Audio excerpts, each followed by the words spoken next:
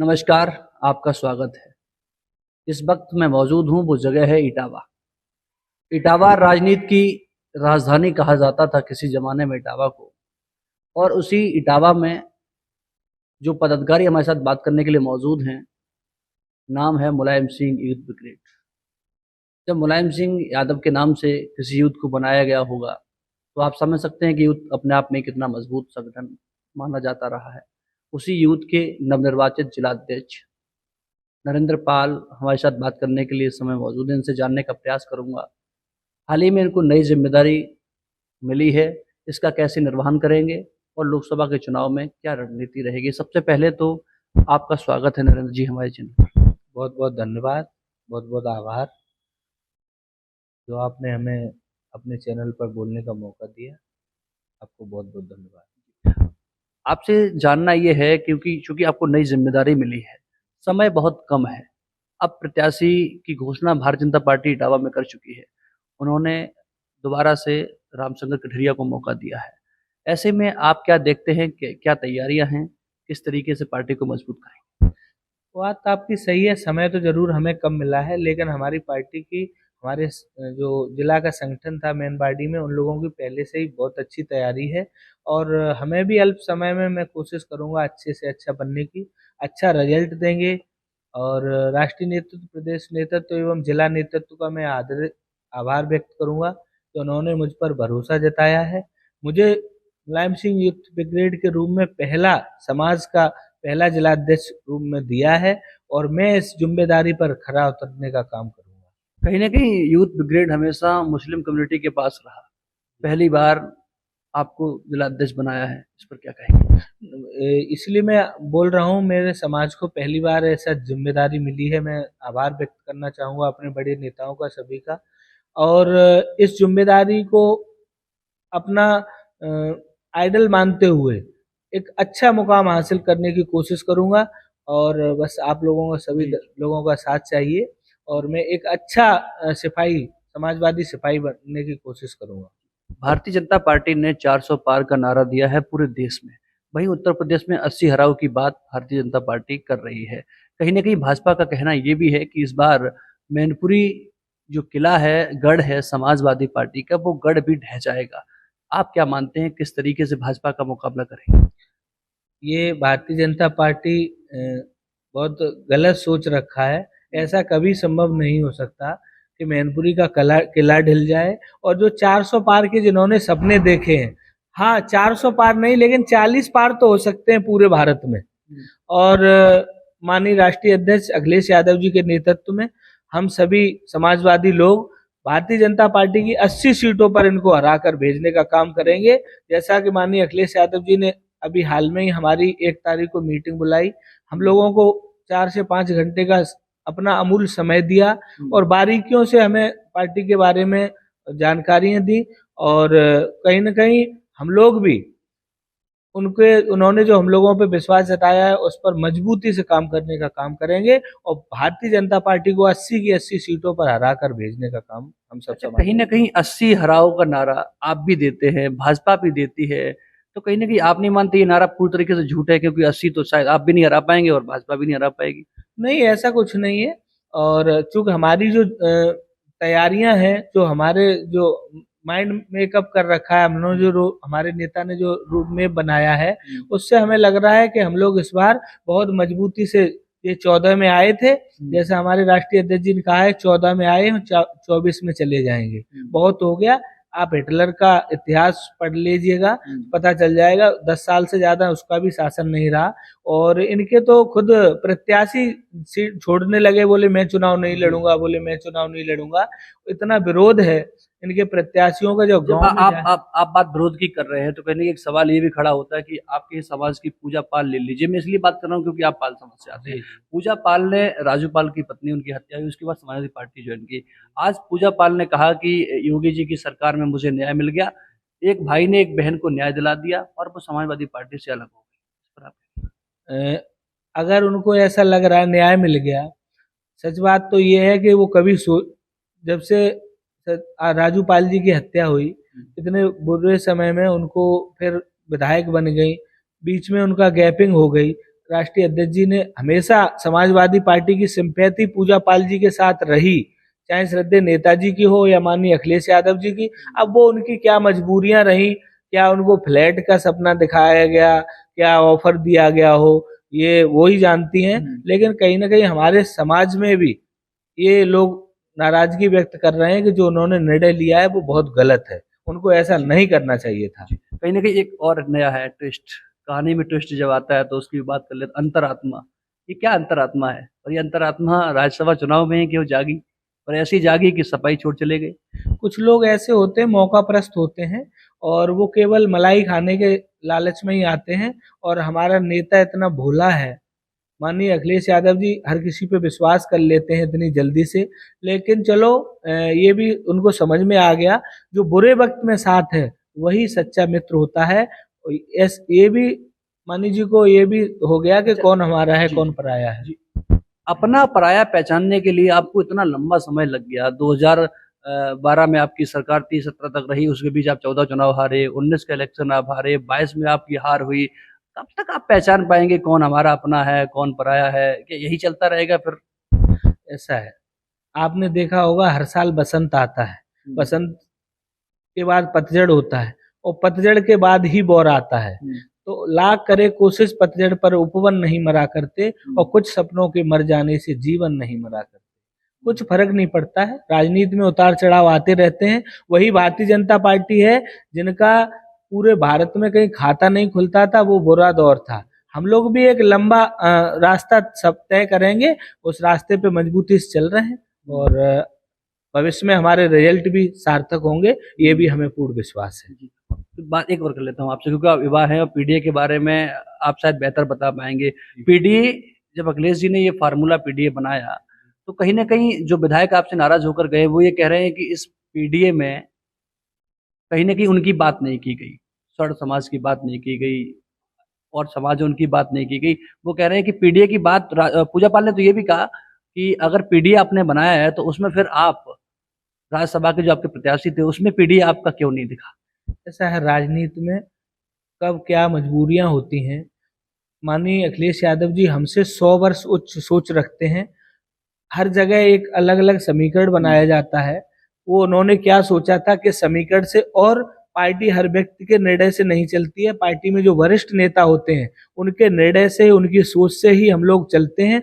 उन्हीं के आगे राष्ट्रीय अध्यक्ष जी का फैसला हम सबका फैसला है। उन्होंने जो फैसला लिया हम सब लोग उस फैसले के में साथ हैं, और उनके साथ मजबूती से उनके साथ हैं। रही बात पीडीए की, बिल्कुल सही बात है, ये भी इनकी जो ओछी मानसिकता है ना वो स्पष्ट हो गई। ओछी मानसिकता स्पष्ट हो गई। वो अगड़े समाज के लोग जो कभी ये नहीं चाहते हैं कि दलित, पिछड़े, अल्पसंख्यक, किसान और नौजवान आगे आए राजनीति में, उन्होंने अपनी वो ओछी मानसिकता दिखाई। और रही बात अगड़े समाज की, कि समाजवादी पार्टी में सम्मान नहीं मिला, समाजवादी पार्टी अगड़े समाज के ही नेता आदरणीय लोहिया जी के उस पे चल रही है, आदरणीय जनेश्वर मिश्र के पे चल रही है। नेताजी ने हमेशा सम्मान दिया सभी जातियों को, सभी धर्म के लोगों को।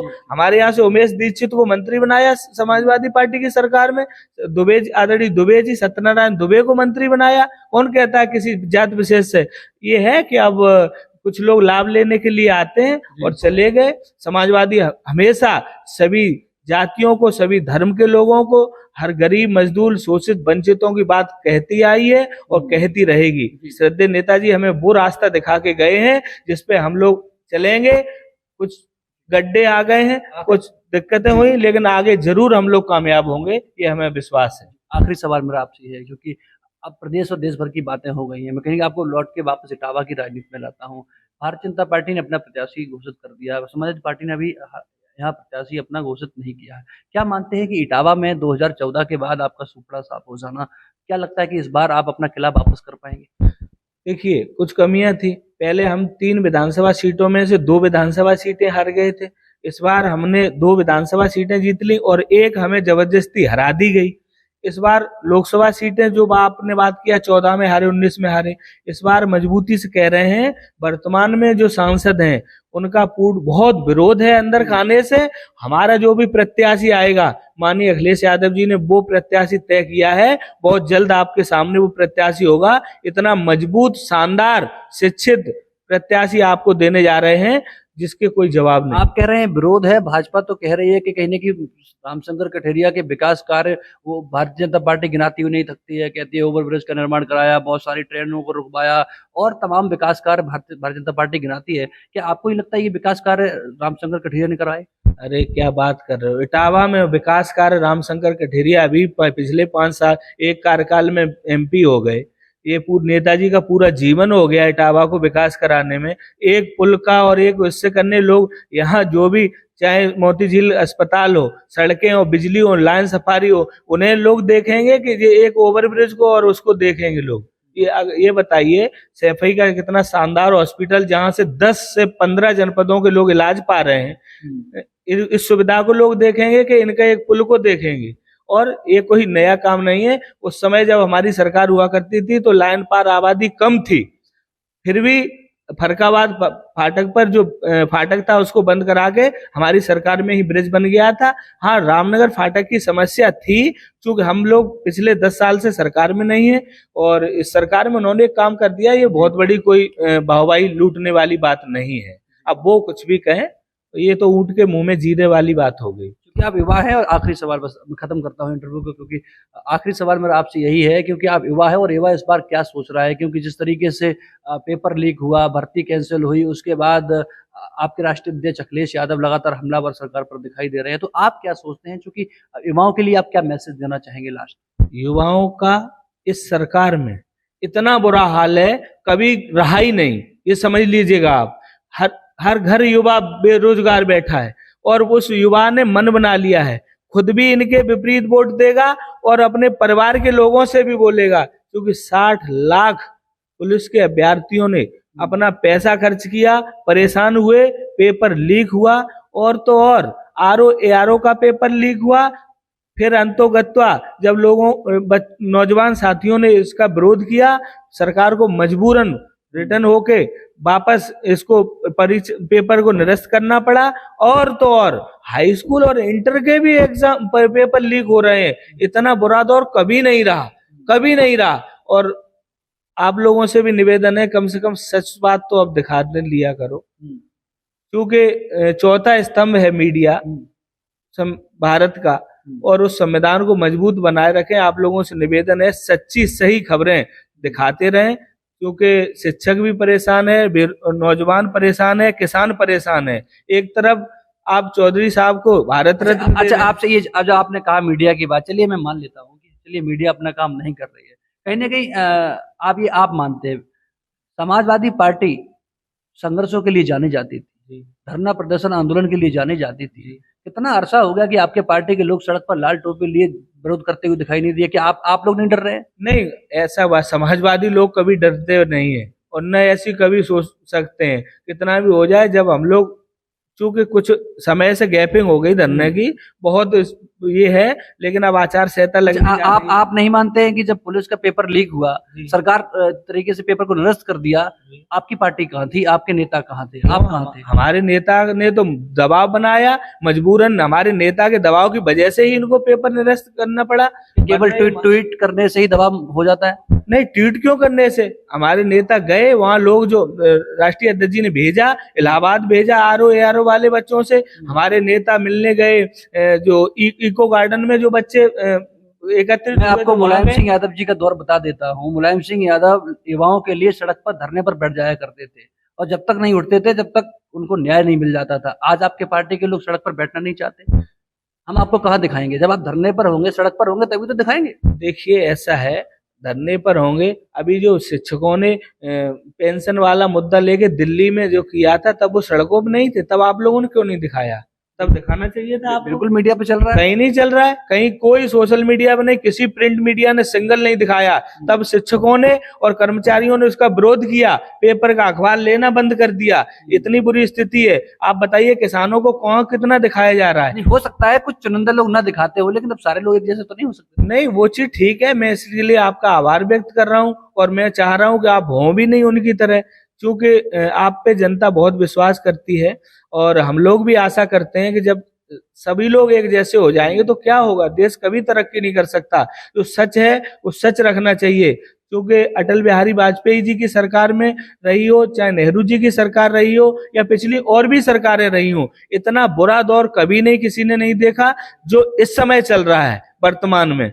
और मैं आशा और उम्मीद यही करता हूं, भगवान इन लोगों को सद्बुद्धि दे, और जनता इस बार इनको नकारने जा रही है। अब आपको रिजल्ट सामने आएगा जब गांव में वोट मांगने जाएंगे, देखो इनके नेताओं को कैसे खदेड़ा जाएगा।